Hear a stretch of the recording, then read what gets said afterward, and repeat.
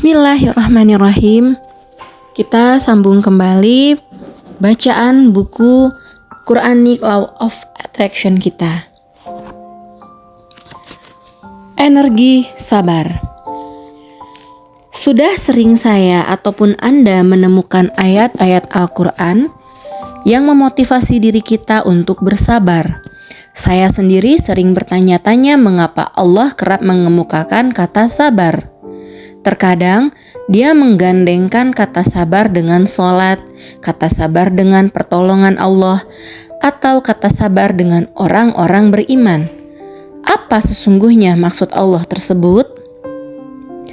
Kerap kali saya membaca Al-Quran, begitu saya dapati kata sabar, saya terhenti beberapa saat untuk merenungi ayat tersebut.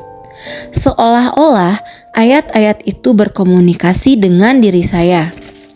Contoh sederhananya, ketika saya terkena musibah, begitu membuka mushaf Al-Quran, saya langsung menemukan kata sabar. Seolah-olah saya terpancing untuk menelusuri maknanya. Karena rasa penasaran yang mendalam, saya pun mencoba memahami arti setiap ayat yang ada kata sabar. Alhasil, saya menjadi bertambah yakin bahwa musibah yang menimpa diri saya harus dihadapi dengan sabar. Saya merasakan ayat-ayat tersebut telah menyuntikkan kesabaran dalam diri saya. Seolah-olah terjadi perpindahan energi dari Al-Quran ke dalam diri saya. Energi sabar itulah yang dipindahkan Al-Quran ke dalam kehidupan saya. Mungkin demikianlah salah satu maksud dan hikmah Allah yang menempatkan kata-kata sabar di dalam Al-Quran. Dengan demikian, Al-Quran bukan semata-mata bacaan ritual. Akan tetapi, Al-Quran benar-benar menjiwai kehidupan kita. Masalahnya adalah cukup sulit bagi kita menjiwai nilai-nilai Al-Quran, terutama menjiwai makna sabar. Penyebabnya, sebagian orang beranggapan bersabar adalah pasrah begitu saja tanpa mau melakukan perbaikan. Jujur saja, pada awalnya saya pun salah mengartikan sikap sabar.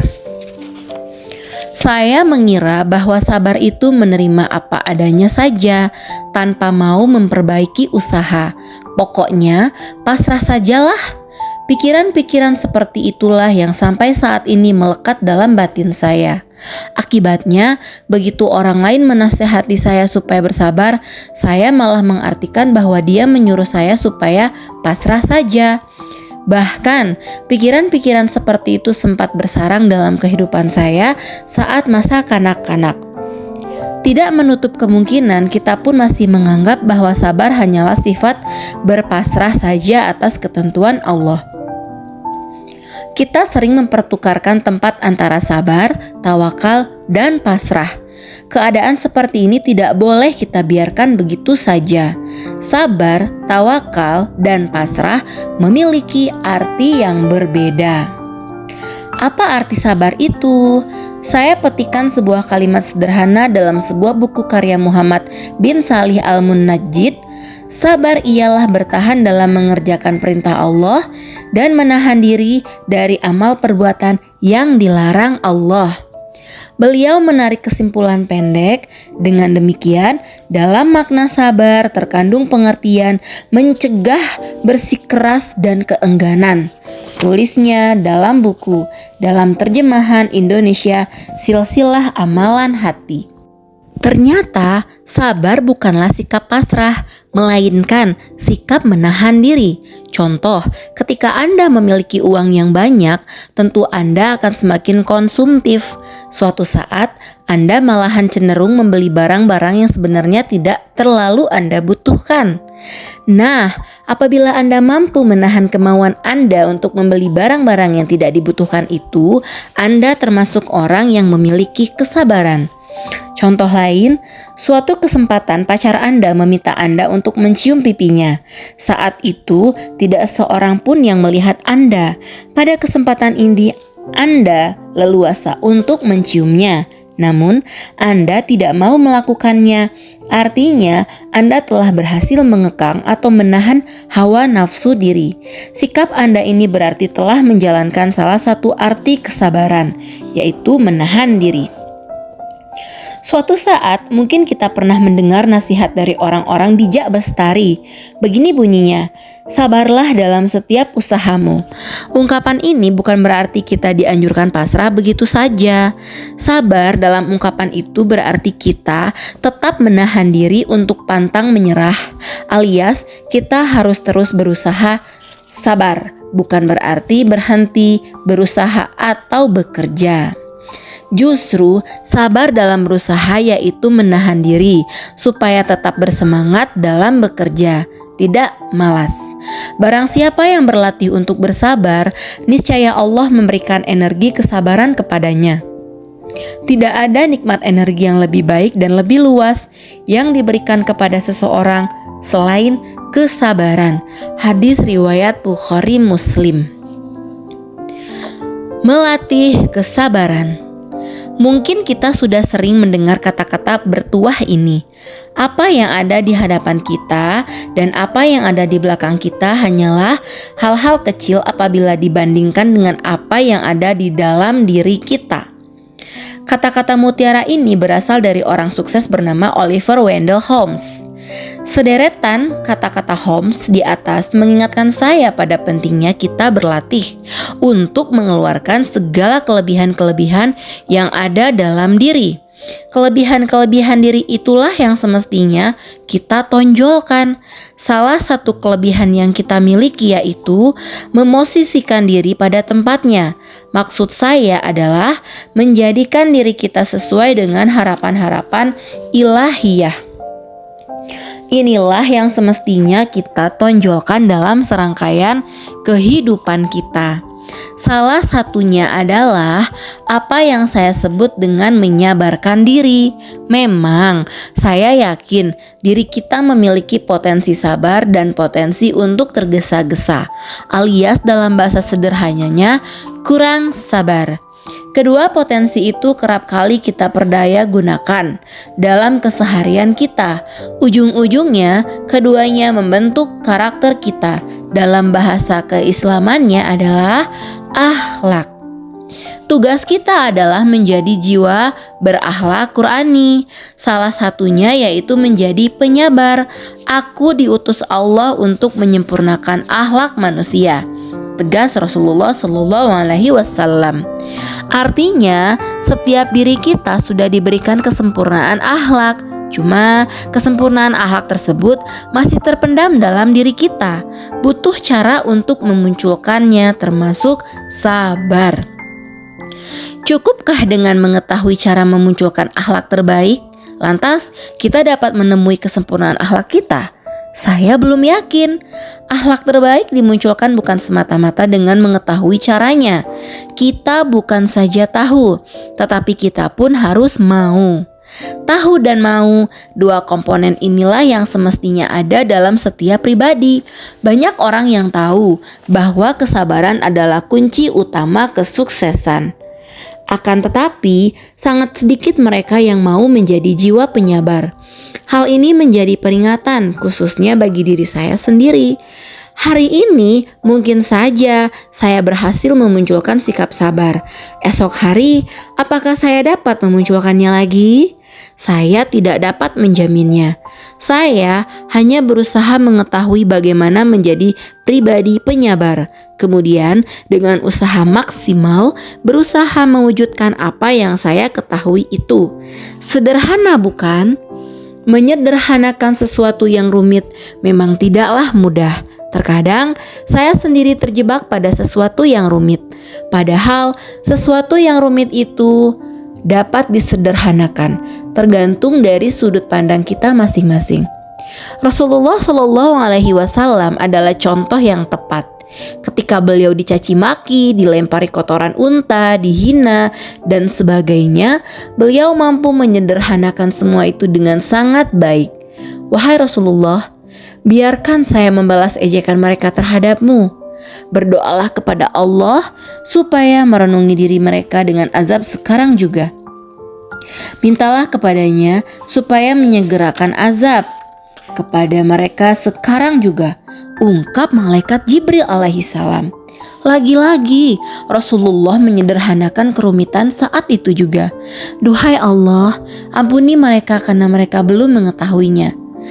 Sampai saat ini saya amat teringat dengan doa Rasulullah Shallallahu Alaihi Wasallam itu. Sungguh beliau memiliki kesabaran yang luar biasa. Lantas saya mulai berpikir lagi. Saya petikan kembali doa Rasulullah di atas. Ya Allah, ampuni mereka karena mereka belum mengetahuinya. Perhatikan kata-kata yang tercetak miring tersebut. Sebuah pertanyaan menggeliat dalam benak saya. Apakah ketika mereka sudah mengetahui akan kesalahan-kesalahan mereka dan kebenaran ajaran Rasulullah, lantas mereka mengakui kenabian Rasulullah dan mengakui bahwa Allah Tuhan semesta alam? Saya yakin kita akan ramai-ramai menjawabnya, belum tentu. Satu pertanyaan lagi, kalau begitu, mengapa Rasulullah SAW ngotot agar Allah mengampuni mereka yang belum mengetahui itu? Masya Allah, ketika mengajukan pertanyaan terakhir itu, bulu-bulu roma saya merinding. Saya mulai memahami apa maksud doa Rasulullah SAW tersebut. Begini, menurut saya, ketika Rasulullah memohonkan mereka ampunan karena mereka tidak mengetahui, sebenarnya di situ ada harapan besar Rasulullah. Beliau meyakini dan mempercayai bahwa setelah orang-orang tersebut mengetahui ajaran Allah, mereka akan sadar dan mau mengikuti jejak Rasulullah. Di sini Rasulullah menunjukkan bahwa seorang penyabar itu selalu berpositif thinking dan berhati positif.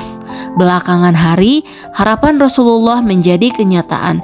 Banyak pemuka kaum Quraisy yang dahulu membencinya berbalik arah menjadi pembela agama Allah.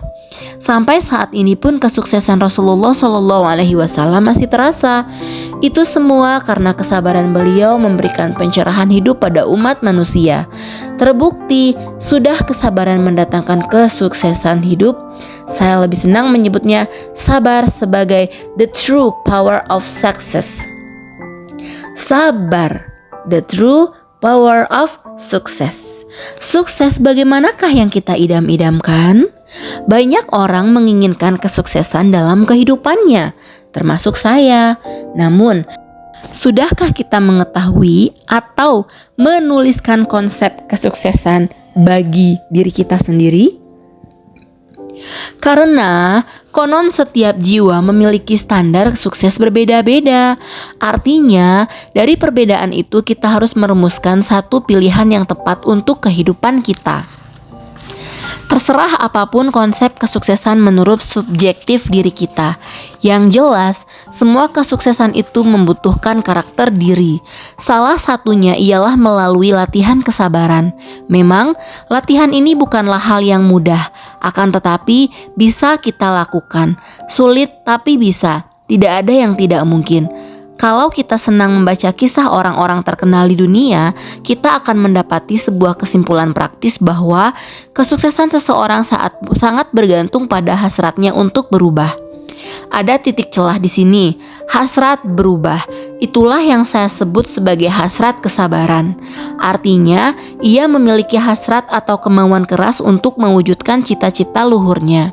Kemungkinan besar, kegagalan seseorang disebabkan oleh ketidaksabaran dalam menjalani kehidupan. Ia tidak tahan berjuang keras mewujudkan impian-impiannya. Sedikit saja terjatuh, ia tidak mau bangkit lagi. Karakter seperti itulah yang menjadikan kita cepat kalah melawan hawa nafsu. Secara otomatis, ia termasuk dalam jiwa yang jauh dari kesabaran. Bagaimana mungkin kita akan mencapai kesuksesan tanpa adanya hambatan? Sungguh hal yang tidak mungkin, bukan? Saya tak mau menyalahkan siapapun. Andalah yang lebih mengerti hidup dan masa depan Anda. Hanya yang perlu kita ingat, untuk mewujudkan kesuksesan dan kebahagiaan, hidup butuh hasrat berubah. Hasrat inilah yang harus didongkrak oleh jiwa kesabaran. Anda termasuk saya butuh pendorong untuk terus maju mengejar kesuksesan. Kita butuh kekuatan yang terus-menerus memotivasi kita untuk bergerak maju ke depan. Kita membutuhkan hasrat untuk berubah. Oleh sebab itu, pada bagian ini saya tekankan supaya memiliki hasrat berubah yang dipadukan dengan sifat sabar. Kalau kita hanya mengandalkan hasrat tanpa adanya karakter sabar, saya bisa memastikan bahwa semua hasrat itu tidak akan mungkin menjadi kenyataan.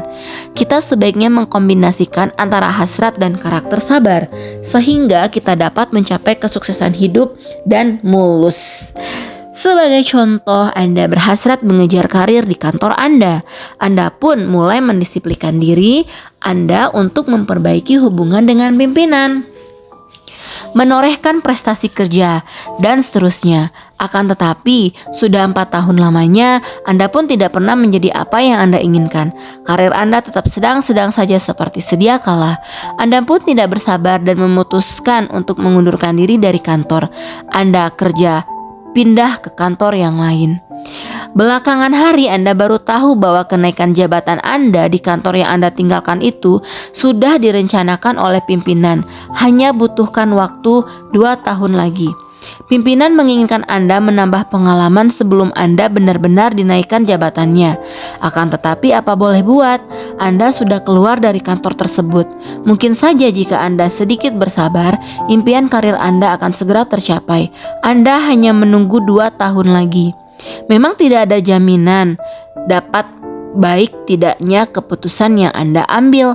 Boleh jadi di tempat kerja yang baru Anda memperoleh semua impian Anda.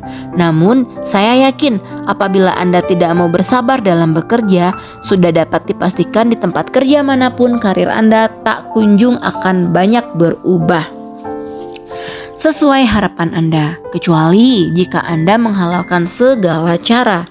Sebenarnya, siapapun diri kita mampu memiliki karakter sabar.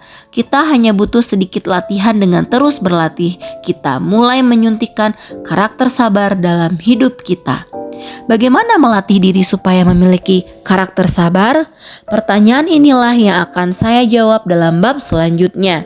Silahkan Anda telusuri buku ini bab per bab. Anda akan mendapatkan cara terbaik melatih diri meraih karakter sabar. Selanjutnya, menghadapi musibah dengan sabar. Kita mungkin terkejut dengan ungkapan ini. Saya senang memperoleh musibah dari Allah. Dengan begitu, saya selalu mengingat-ingat dosa dan kesalahan saya. Saya pun berlatih kesabaran dengan musibah yang menimpa kehidupan saya. Terima kasih ya Allah. Di lain kesempatan, saya pun pernah membaca sebuah ungkapan yang tidak kalah menariknya. Begini bunyinya, Allah tidak akan mungkin memberikan musibah di luar kemampuan manusia. Seberat apapun musibah itu, pastilah kita mampu menghadapinya. Dua ungkapan di atas sedikit mengusik kita, bukan? Ungkapan tersebut mengingatkan saya bahwa hidup ini penuh dengan cobaan yang mesti kita hadapi. Kita tidak boleh menghindar dari cobaan Allah. Justru kita mesti menguatkan kesabaran untuk menjalani dan menyelesaikan segala cobaan yang datang. Kita mesti mencari jalan keluar yang terbaik. Kebahagiaan secara otomatis akan merasuki jiwa orang-orang penyabar. Mereka akan mengembalikan segala musibah kepada Allah. Keyakinan itulah yang mengantarkan mereka pada kebahagiaan hidup ini. Apapun yang menimpa mereka, hanya satu ungkapan yang tepat, Inna lillahi wa inna ilaihi roji'un. Hanya Allah lah tempat berasal dan kembali diri kita. Bukti kesabaran kepada ketentuan Allah, kalau sudah begini energi sabar telah memasuki kehidupannya, maka berbahagialah.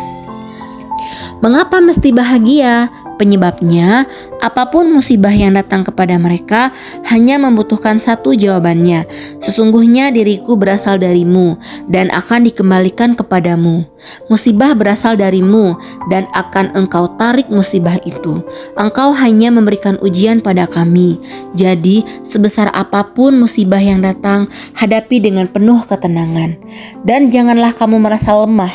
Dan jangan pula bersedih hati. Quran Surat Ali Imran ayat 139. Ketenangan dan kesabaran itulah tanpa kita sadari sebagai sumber pertolongan Allah Subhanahu wa Ta'ala. Allah tidak akan tega melihat hamba-hambanya yang selalu taat padanya. Dia akan datang, Dia akan menurunkan pertolongannya. Yakinlah. Selanjutnya, mendatangkan pertolongan Allah. Apa benar kesabaran mampu mendatangkan pertolongan Allah? Kalau memang benar, kapan pertolongan Allah itu datang? Kok sampai saat ini pertolongan Allah tak kunjung datang? Ada apa sebenarnya dengan kesabaran saya ini? Pertanyaan-pertanyaan di atas langsung dijawab oleh Allah melalui firman-Nya. Jika kamu bersabar dan bertakwa ketika mereka datang menyerang kamu dengan tiba-tiba, niscaya Allah akan menolongmu dengan 5.000 malaikat yang memakai tanda. Quran Surat Ali Imran ayat 125. Nabi SAW menegaskan, dan ketahuilah bahwa pertolongan itu datangnya bersamaan dengan kesabaran. Hadis riwayat Ahmad. Tentu saja kesabaran akan mendatangkan pertolongan Allah Subhanahu wa Ta'ala. Bersamaan dengan kesabaran, pertolongan Allah datang memberikan secercah harapan dalam kehidupan kita. Memang, kadang kita jarang merasakan pertolongan Allah. Padahal, kalau kita mau merenungi sesaat saja dalam perjalanan hidup kita, akan banyak kita temui pertolongan Allah itu. Kita menyangka bahwa pertolongan Allah datang ketika kita dilanda musibah, seperti bencana alam, kefakiran, kemiskinan. Padahal tidaklah demikian. Kesehatan yang kita nikmati saat ini juga merupakan pertolongan Allah. Coba pikirkan, bagaimana jadinya jika setiap hari kita sakit, sudah pasti kita tak dapat beraktivitas sedikit pun. Oleh sebab itu, hanya orang-orang yang merasakan pertolongan Allah yang dekat dengannya. Disinilah letak hukum ketertarikan berlaku. Ketika kita merasakan pertolongan Allah, pada dasarnya kita sedang memancarkan getaran positif ke lingkungan sekitar.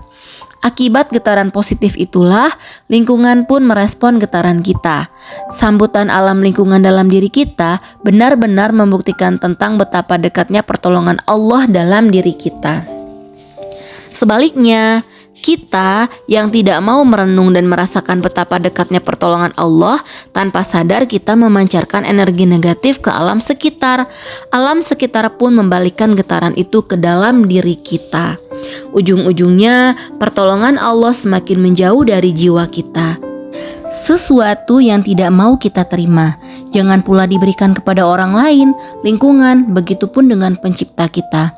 Wajar saja ketika kita merasakan betapa dekatnya pertolongan Allah, tiba-tiba pertolongan itu benar-benar nyata. Kita mengharapkan supaya diberikan kemudahan dalam menjemput rezeki. Tiba-tiba kita benar-benar dimudahkan. Bisnis kita kembali membaik.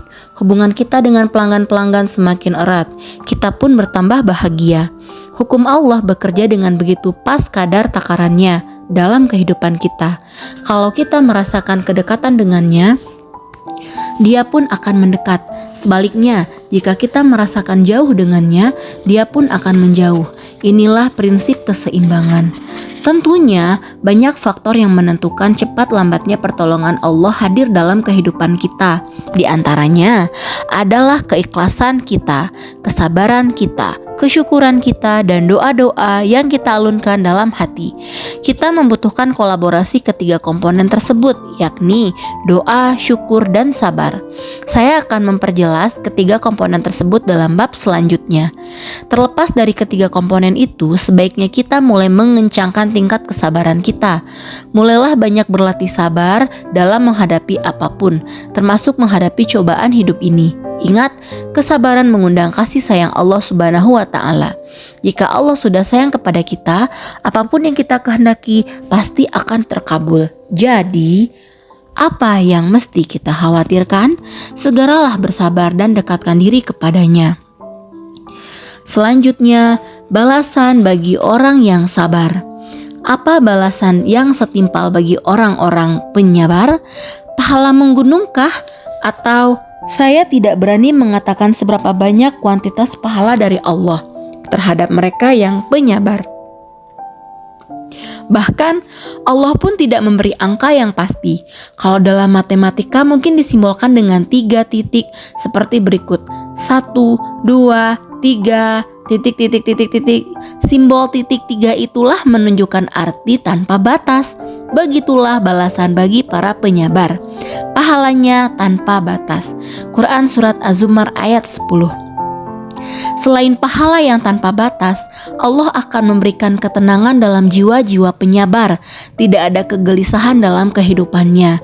Yang ada hanyalah kedamaian, keharmonisan, kebahagiaan, dan energi positif lainnya. Kala orang lain meraung-raung mengeluhkan kesengsaraan hidup, sang penyabar justru banyak bersyukur.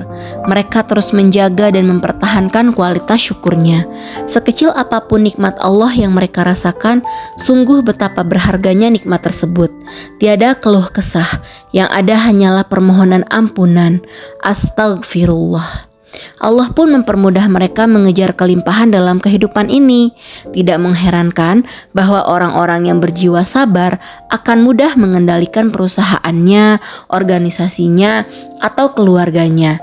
Interaksi dengan orang lain berjalan dengan baik.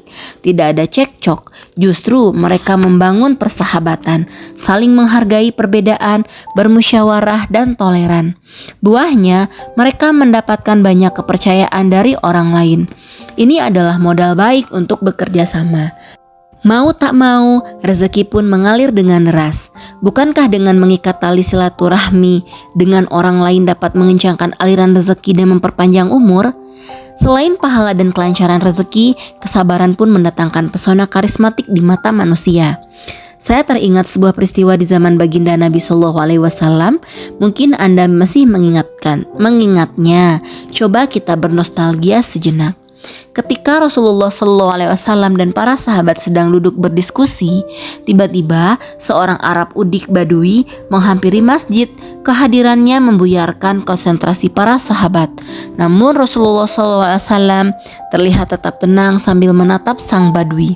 Tidak disangka orang Badui itu membuang air kecil di pojok masjid. Sontak saja suasana di masjid memanas. Para sahabat terlihat emosi, seolah-olah mereka tak tahan lagi untuk segera menghabisinya. Rasulullah Shallallahu Alaihi Wasallam pun mengulurkan tangannya memberikan isyarat tetap tenang.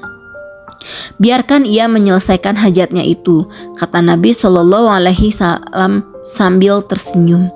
Biarkan dia, dan siram di atasnya bekas air seninya, 1 wadah air atau setimba air. Sesungguhnya kamu sekalian diutus untuk mempermudah dan bukan untuk mempersulit.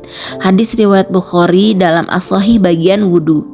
Demikianlah kesabaran Rasulullah Shallallahu Alaihi Wasallam. Rasulullah tidak membentak orang Badui tersebut. Justru beliau mengajarkan kepada para sahabatnya untuk bersabar. Sahabat pun semakin menghargai Rasulullah Shallallahu Alaihi Wasallam. Mereka merasakan betapa Rasulullah memberikan penerangan akan pentingnya menghadapi masalah secara tenang dan sabar. Sabar semakin menambah jiwa karismatik Rasulullah di hadapan sahabatnya. Anda pun dapat menyandang pribadi yang karismatik alias berwibawa, bijaksana dan kredibel. Anda butuh melatih diri, menyuntikkan kesabaran dalam diri Anda. Sebagai contoh, jika Anda seorang bos atau pimpinan sebuah perusahaan, organisasi atau CEO, Anda dapat mempraktikkan jiwa kesabaran di lingkungan kerja Anda. Ketika karyawan Anda melanggar aturan-aturan perusahaan, coba hadapi dengan kesabaran. Panggillah ia dengan baik-baik, lalu berilah nasihat dengan penuh senyum, ramah, dan motivasilah dia untuk berubah. Insya Allah, hati karyawan Anda akan lulus seketika itu. Ia akan semakin menghargai Anda karena Anda telah menghargai dirinya. Sikap Anda telah memancarkan energi positif atau kesabaran kepada karyawan Anda. Karyawan Anda pun akan merespon dengan getaran positif juga, sesuai dengan sunnatullah atau hukum ketertarikan. Saya menegaskan bahwa Allah memberikan balasan yang berlipat-lipat, baik di dunia maupun di akhirat kepada hamba-hambanya yang bersabar. Jadi, bersabarlah mulai saat ini. Namun, sabar saja tidak cukup. Kita membutuhkan doa dan syukur. Doa dan syukur itulah yang perlu kita padukan dengan sabar. Ketiganya saling berkelindan. Kita benar-benar mencapai manusia yang penuh kebahagiaan di atas dunia ini dan di negeri akhirat kelak, jika paduan ketiganya dieratkan. Bagaimana memadukan antara doa, syukur, dan sabar? Segera temukan jawabannya dalam bab berikut. Selamat melanjutkan membaca. Terima kasih. Kita lanjutkan bab ketiga di voice selanjutnya.